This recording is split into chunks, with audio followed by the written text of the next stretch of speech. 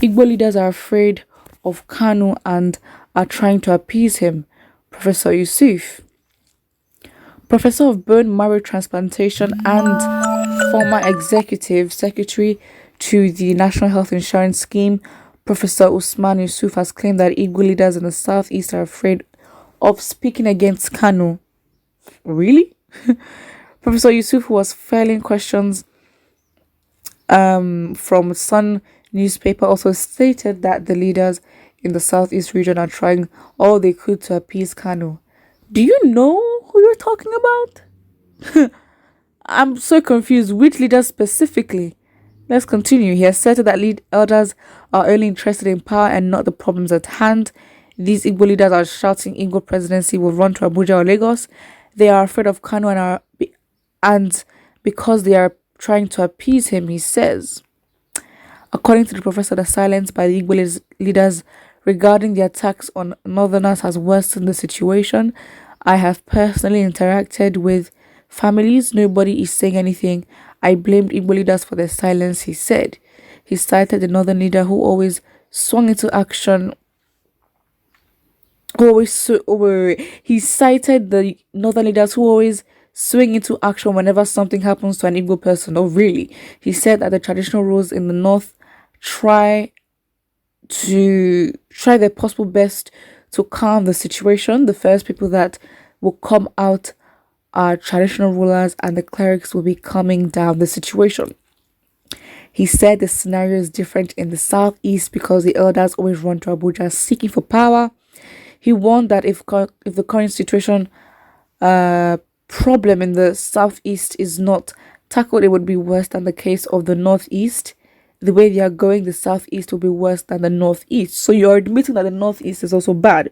So do you really think that you saying that northern leaders swinging into action is actually accurate?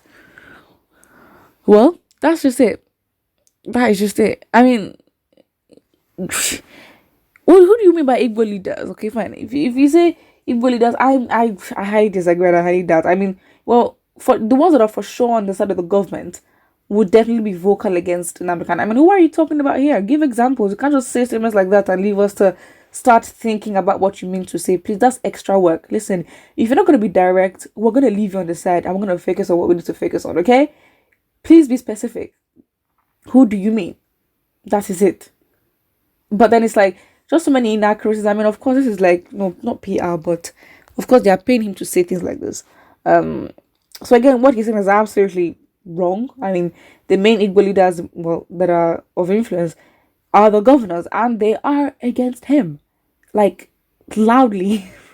Like, they're proud to say, I mean, they, listen, if you have to explain this, then it's absolutely not even a thing. And another false, well, inaccurate, I would say, thing he said is that the northern leaders swing into action. Huh? When things go wrong. Huh? Listen.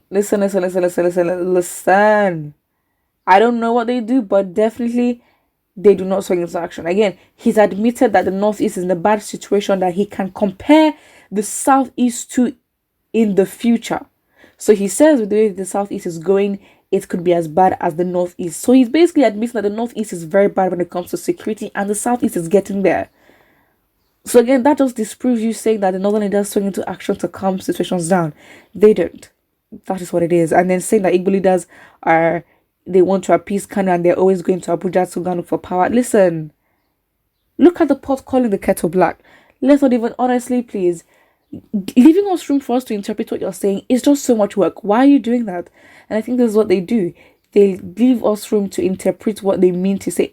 Listen, if you're not going to be specific, we will leave you behind and focus on other things. That is it. Again, so many things are going on now. Listen, the advice is be intentional about what news you're going to get, about what news you're going to focus energy on. Right now, of course, the Twitter ban is definitely the main thing right now. On the 12th of June, there is going to be a protest. It's going to be a lot. A lot of things are going to be happening. And of course, it's Twitter ban and everything. I mean, it's just an avenue for the government to just, push their social media bill and whatever. However, even prior to that, we're also talking about, the protest is also talking about the NSAS protest, Lekki massacre. Basically, it's like a continuation because there still hasn't been justice, as well as the southeast insecurity and all that, and also like the detainment of Shori as well. It's a lot of things that are going on, and we're fighting for a lot of things. And you can see that this government, they are working overtime. They are working overtime to distract us, but it's not gonna work. You can't listen. We're gonna know there is no how you can ban technology. This when the digital age, okay, it doesn't take time for messages to be passed across. Listen, even email itself is very fast, and we can make things happen. So again, ban Twitter, ban anything. We will make things trend worldwide. I mean, do not test the power of Nigerians in the diaspora. They can run things. That's it.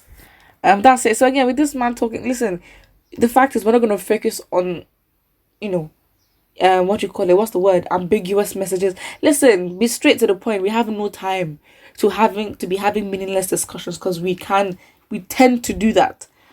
Somebody says that was how you're afraid of Shekau, Gumi, and Fulani kidnappers. You don't think before you talk. That was how you and your Fulani leaders are afraid of your Fulani kidnappers and always appease them and supplying them arms.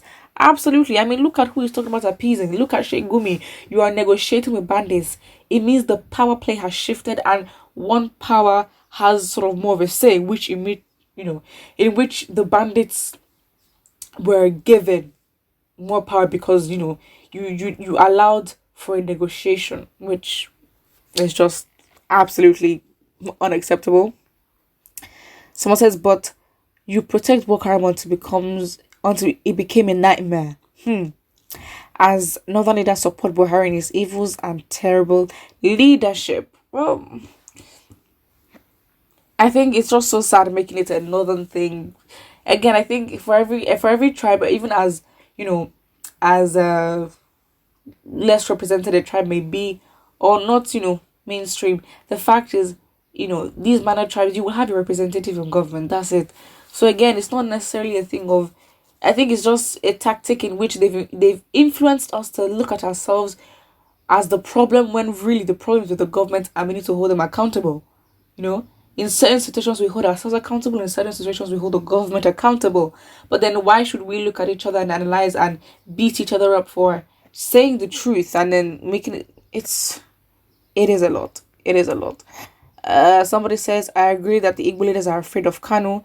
Majority of Igbo people are not supporting Nnamdi Kanu. This sit at home you see compiled was not in compliance with Kanu but fear of their lives. Really though, because you're trying to say that Igbos do not value their ancestors and they do not value their lost ones, their lost soldiers in the Biafran war. That was the reason. That is more of an intention. That was why the sit at home order was given. And then what do you mean if the government themselves even assured Igbos that exactly the Ebonyi state governor, Imo state governor, these governors were like, you know what, flout the sit-at-home order, go out and carry cutlasses. The Ebonyi state governor actually said that, carry cutlasses to defend yourselves and nothing will happen to you. I mean, they literally said go out, but then they chose not to. So again, them saying at home, yes, it's the respect for Nnamdi Kanu, because he's very much about honoring the soldiers that fought for them. And also it's still a person. I mean, that's just disrespectful. Never say that. Put what you think about it in the comment section below. Don't forget to like and subscribe.